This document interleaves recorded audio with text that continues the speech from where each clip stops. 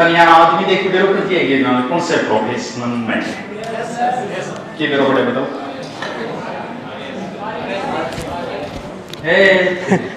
अरे सुना जब भी मान लो कई बार की है कि बैठा हो बस में कनेक्टर आवे के आंखों पे स्टाफ कनेक्टर को सो स्टाफ है तो पुलिस स्टाफ एक भी माफ कर तो बुखार तो मांगे क्यों अरे बिन कटिंग में बेरो पड़ जाए तो हम कटिंग देख के बेरो बन पड़ी हो जाओ खुशी बना दियो फौजी पुलिस एक सी कटिंग में लगभग वी कटिंग बार पुलिस वाला भी कौन रखे कदी ऐसा ही है थानेदार है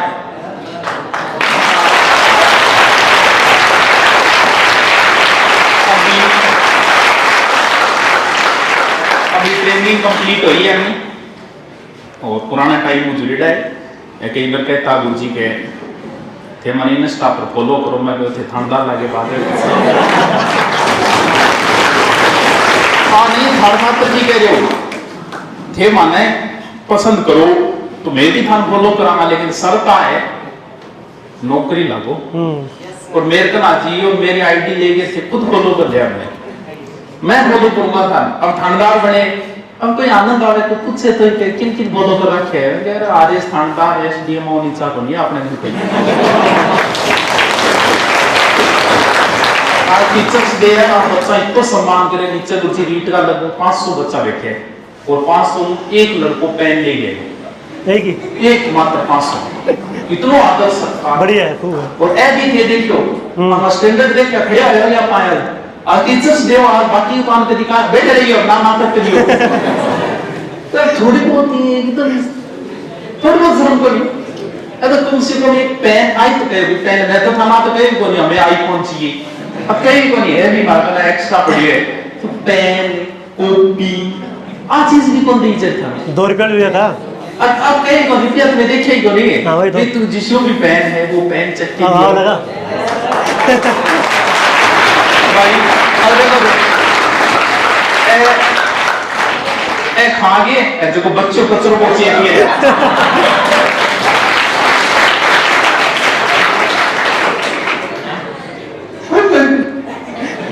और देख ले यार विदाम की 2 बार वो रोबोट के गोल चेक ले आते ए पिस्ता तो मतलब खाएगी बच्चे बच्चे दे अब विदाम को को लोन का वो चेक ले बात बढ़िया थैंक यू बहुत बढ़िया ये डिजाइन अच्छी थी और भी बढ़िया है ये बोले शाबाश हम कहना पड़ेगा 2-3 दिन पहले तेरे को कैनेडो पांडो दे दियो शर्मा है गुरुजी हाँ गुरुजी हैं शर्मा है देता ना ना यही को नहीं आराम जाना हमारे अब आप पुराना यूज ले लो और नहीं है कुवैत को है ले लो शाबाश वो छोड़ खर्चो करे तो किसी का बस एक देते मान तो ले मार कर वो ले जा आज तू पे एक ले मेरे कर मुंगी कहते हैं लोग ये कि मान नहीं बात करता है ले बान गुजन भी देते हुए बाहर खड़े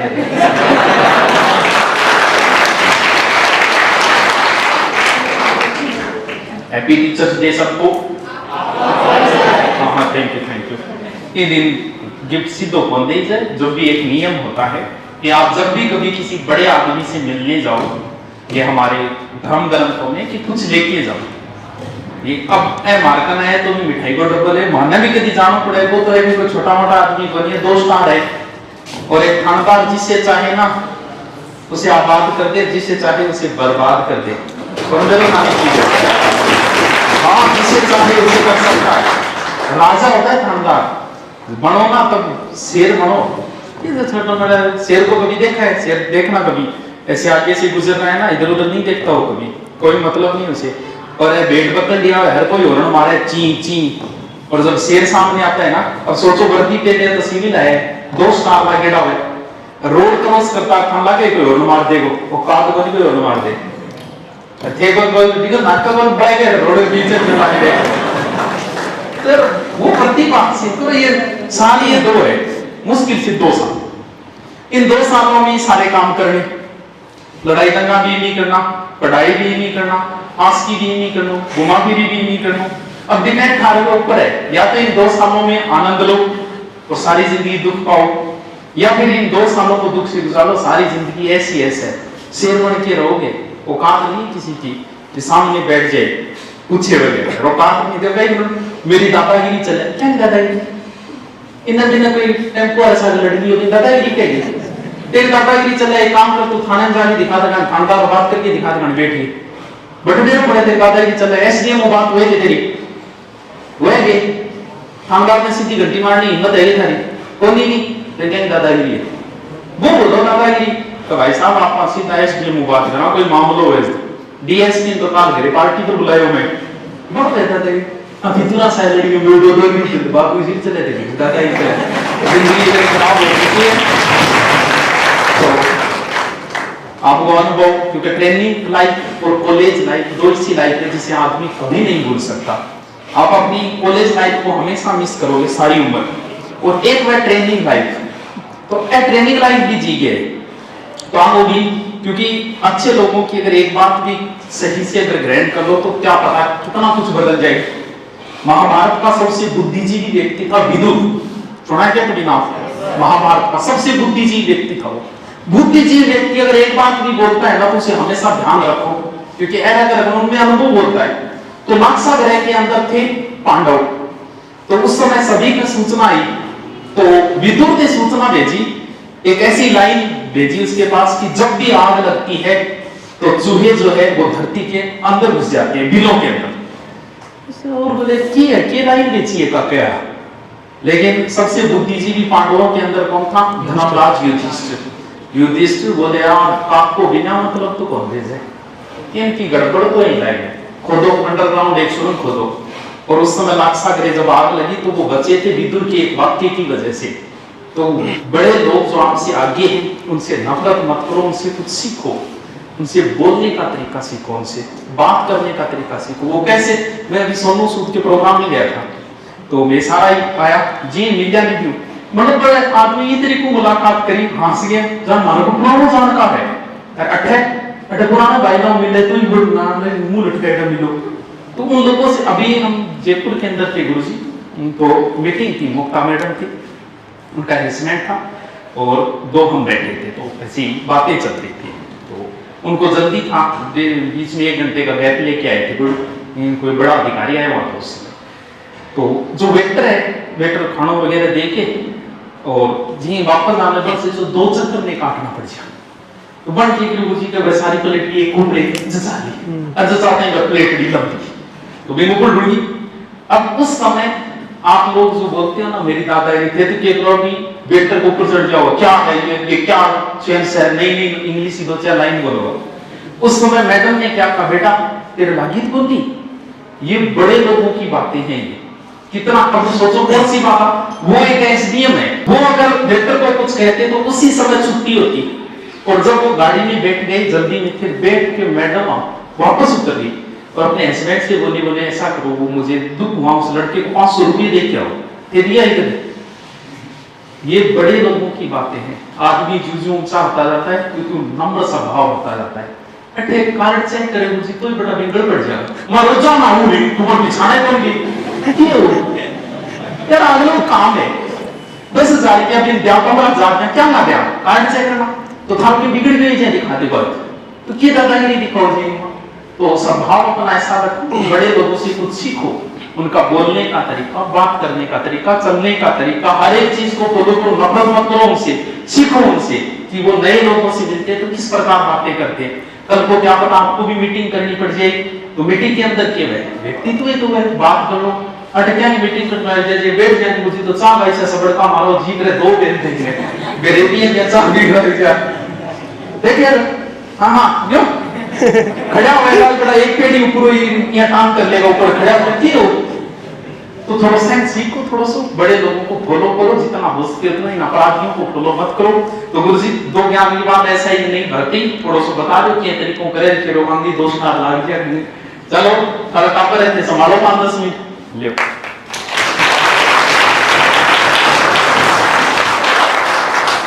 जो आपको यहाँ आज पढ़ाया गया है उसको घर पे जाके हाथों हाथ पढ़ना है। जिस जिस सब्जेक्ट में पढ़ाया है सारा जाके पढ़ना है। और जो कल टॉपिक चल रहा है आपका, कल जो पढ़ाया जाएगा यहाँ, उसको पहले से घर पे पढ़ के आना है, ताकि आप खुद पढ़ोगे घर पे 5-10% तो आपको उस टाइम समझ में आ जाएगा। और आपको गुरुजी पढ़ा देंगे यहाँ, उसी टॉपिक को आप जाके उसी दिन घर पे पढ़ लोगे। तो एक टॉपिक कितनी बार पढ़ लिया आपने? 3 बार पढ़ लिया। ऐसे करके आप संडे की आपको छुट्टी होती है, 7 दिन लगती है, बहुत बढ़िया। फिर तो हर तारो सब्जेक्ट जो भी टॉपिक पूरे होगो, हर 7 दिनों ताने रिविजन मारना है हर सब्जेक्ट को। सोमवार से लेकर शनिवार तक आपको जो भी पढ़ाया है उसको संडे को उसका रिविजन करना है। केवल संडे को कोई नई चीज़ नहीं पढ़नी है। आप पीछे पढ़ते जा रहे हो, आगे उसको रिविजन नहीं कर रहे हो, तो वो पीछे आपका ब्लैंक हो जाएगा, कोई मतलब नहीं है ऐसा करने में। कम पढ़ो, लेकिन जितना पढ़ो उसको याद करते चलो साथ साथ में, ताकि एग्ज़ाम के टाइम पर आपको टेंशन नहीं हो कि मेरा सिलेबस पूरा कवर नहीं हुआ, मुझे कुछ याद ही नहीं हुआ। आपको सबको एक समस्या होती है क्या एग्ज़ाम से जस्ट पहले कि मुझे कुछ याद ही नहीं है सब्जेक्ट में? सबको होती है, कोई बड़ी बात नहीं है, नॉर्मल लोगों को सबको होती है। तो इसका इलाज यही है, जो जो आपको पढ़ाया जाता है वो आप पहले घर से पढ़ के आओ। सर पढ़ाते हैं, यहाँ ध्यान लगा के पढ़ो, और घर जाने के बाद उसको रिवीजन करो। जैसे 7 दिन को हो गए, हर संडे को संडे फिक्स कर लो आप। हर संडे को आप जाके उसको पिछले सोमवार से शनिवार तक जो भी पढ़ा गया है उसको रिवाइज करो। ऐसा ही एक रिवीजन आपको 1 महीना जब पूरा हो जाए, महीने की लास्ट तारीख को रख लो, 30 या 31 तारीख को, उस दिन उसको फिक्स कर लो। जैसे ही महीना पूरा होता है, जैसे आपका फर्स्ट सर्किल हो गया, आज आपने जाते ही पढ़ा, दूसरा रिवीजन आपका 7 दिन में हो गया, और तीसरा रिवीजन आपका 1 महीने में हो गया। अगर आपने किसी टॉपिक के 3 रिवीजन कर लिए तो आपको टॉपिक कंठस्थ हो जाएगा। फिर आपको केवल एग्ज़ाम से पहले रिवाइज करना है, और रिवाइज करते आपको याद आ जाएगा। और एसआई की भर्ती भी इंटरव्यू कॉल एसआई के होने वाले हैं। पिछली भर्ती जो 21 वाली थी उसके इंटरव्यू कॉल अभी होंगे इसी महीने में, शायद लास्ट तक। जैसे ही इनके इंटरव्यू कॉल शुरू होंगे, एसआई की नई भर्ती आएगी। तो आप में से एसआई की तैयारी कौन कौन कर रहा है? तो ठीक है, शाबाश। तो एसआई की तैयारी आप अभी से शुरू कर दो।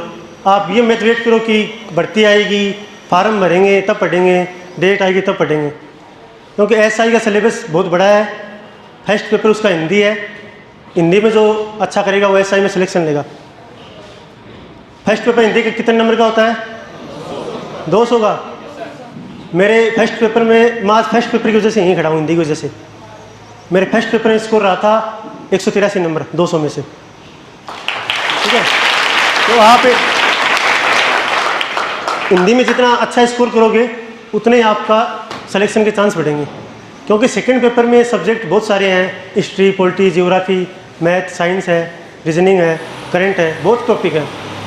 उनमें आप एवरेज रहोगे, सब 5-4 नंबर ऊपर नीचे रहेंगे, ज़्यादा नहीं रहेगा। ज़्यादा डिफरेंस आप दे पाओगे हिंदी में। तो आप हिंदी, एक तो एनसीईआरटी जो 9 से 12 चलती है, हिंदी व्याकरण रचना प्रबोध, बेसिकली शुरुआत उसी से कर लो। आपको यहाँ हिंदी पढ़ाई जा रही है, वहाँ पढ़ लो। और जो सर की हिंदी की किताब आती है एसआई के लिए, वो कर लो, इतना काफ़ी है। ज़्यादा किताबों के नोट्स के चक्कर में भटकने की जरूरत नहीं है।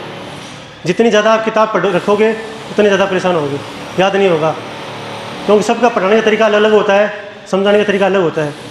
तो आप यहाँ सर से पढ़ रहे हो तो किताब भी उन्हीं की फॉलो करो, ताकि आपको समझ में आ जाए सही से। हर सब्जेक्ट की आपको एक टीचर रखना है, केवल एक सब्जेक्ट का एक टीचर होना चाहिए। एक किताब होनी चाहिए अच्छी स्टैंडर्ड की, और एक एनसीईआरटी, क्योंकि एग्ज़ाम जो भी लेती है आरपीएससी वगैरह एनसीईआरटी को बेस मानती है, तो वो सहायता के लिए रखनी है। टीचर से आप यहाँ पढ़ रहे हो, और एक अच्छी किताब फॉलो करनी है जो भी आपको टीचर सजेस्ट करते हैं। उसके बाद एसआई का इंटरव्यू बेटर कितने को है? इंटरव्यू होता है, एसआई की तैयारी नहीं करेंगे। एसआई के बारे में कई लोगों को डर होता है कि एसआई में सर इंटरव्यू होता है, हम इंटरव्यू की तैयारी नहीं करेंगे। तो ऐसा कुछ नहीं है, इंटरव्यू में कुछ नया नहीं पूछा जाता।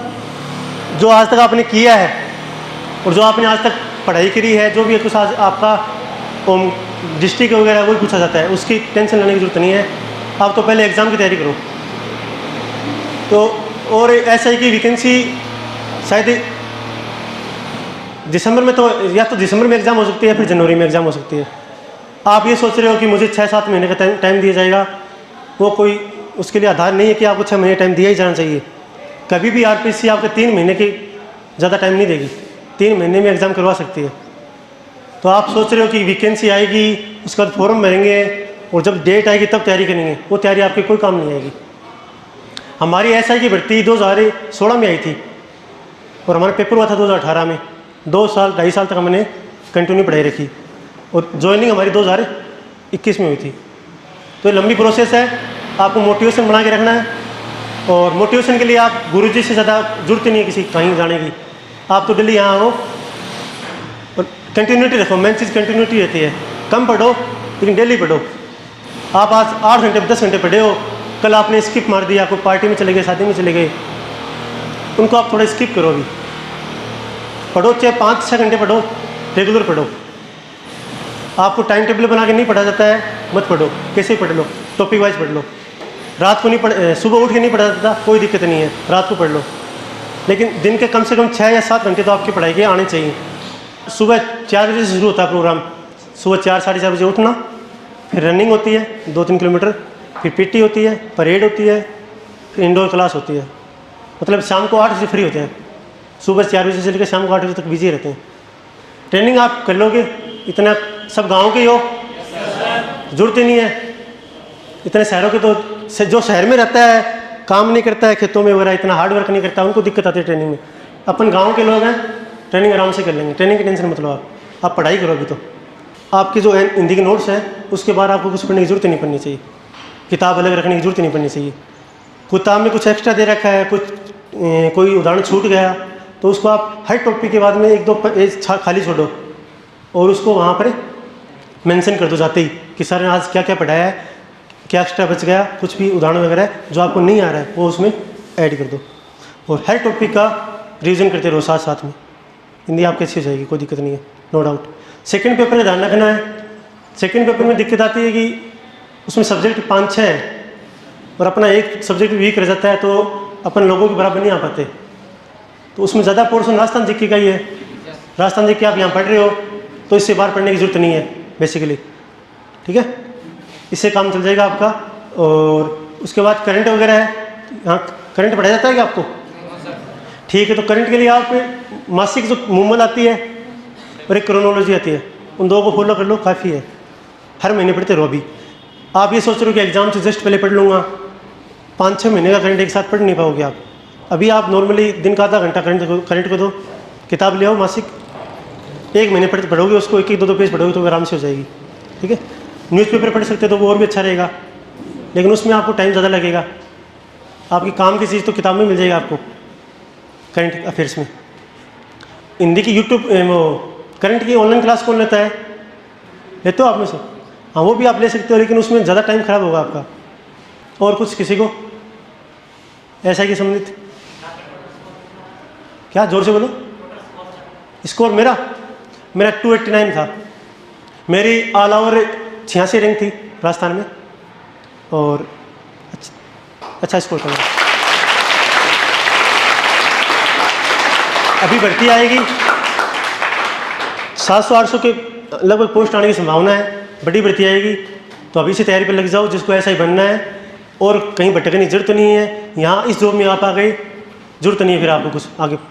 1.5-2 साल की मेहनत है, ज़िंदगी भर का आपका सपना साकार हो जाएगा, आपका घर वालों का, ठीक है। लेकिन आपको इन 1.5-2 सालों में मेहनत करनी पड़ेगी, तपना पड़ेगा। कोयले और हीरे में क्या फ़र्क होता है? कोयला भी कार्बन का बनता है, हीरा भी कार्बन का प्रूफ होता है। क्या फ़र्क क्या है? एक तो कोयला बन गया, एक हीरा बन गया, एक की तो कोई कीमत ही नहीं है, एक बेस कीमती हो गया। कीमत के फ़र्क क्या है बताएगा कोई? कोयला कम ताप सहन करता है, इसलिए वो कोयला रहता है। कोयले को अगर उच्च दाब दिया जाता है लंबे समय तक तो हीरे का रूप लेता है। तो अभी आप यहाँ जितना ताप, जितना प्रेशर यहाँ हैंडल करोगे, जितना खुद को सेक्रीफाइस करोगे, साइड वाली चीज़ों से अवॉइड करोगे, जितना आप खुद को सहन करोगे ताप और दाब, उतना ही आप हीरे बनने के रास्ते पर जाओगे। और 2-3 चीज़ें हैं, जैसे बचपन में कछुआ खरगोश वाली कहानी सबने सुनी होगी, बस वही है। कम चलो, दिन का 2 पेज पढ़ो, लेकिन पढ़ना डेली है। ऐसा नहीं है एक दिन में 50 पेज पढ़ दिए, एक दिन पढ़े नहीं, कंटिन्यूटी होनी बहुत ज़रूरी है। और रही बात आप में मोटिवेशन की तो ज़रूरत है नहीं आपको, सुभाष सर के पास आप हो, मैं खुद इनके मोटिवेशन आज भी देखता हूँ, तो और कहीं जाने की ज़रूरत नहीं है आपको। इनका मैटर फॉलो करो, अच्छा आपको पढ़ाएंगे। यहाँ जो पढ़ाते हैं अगर आप उनको ही फॉलो कर लोगे तो आपका सिलेक्शन श्योर है, उससे बाहर कुछ नहीं जाएगा, ये मैं आपको कह के दे रहा हूँ। मैंने इनकी खुद एक हिंदी की किताब जो इनकी उस टाइम आई थी, नई नई निकाली थी, मैंने खुद वो पढ़ी थी और उससे मुझे काफ़ी अच्छा फ़ायदा होता मेरे को। रुको मत, ओके? सारे जोश में हो? तो अगले साल यहाँ कौन खड़ा होगा आप में से? मैं चाहता हूँ कि अगले साल शिक्षक दिवस आई 5 सितंबर को, तो आप में से बहुत से लोग मेरे को यहाँ खड़े मिले, मैं आऊँगा देखने के लिए, देखता हूँ कौन कौन मिलते हैं। ठीक है, धन्यवाद। आपने मेरे को सुना, अपना बेशकीमती समय मुझे दिया, इसके लिए धन्यवाद। जय हिंद।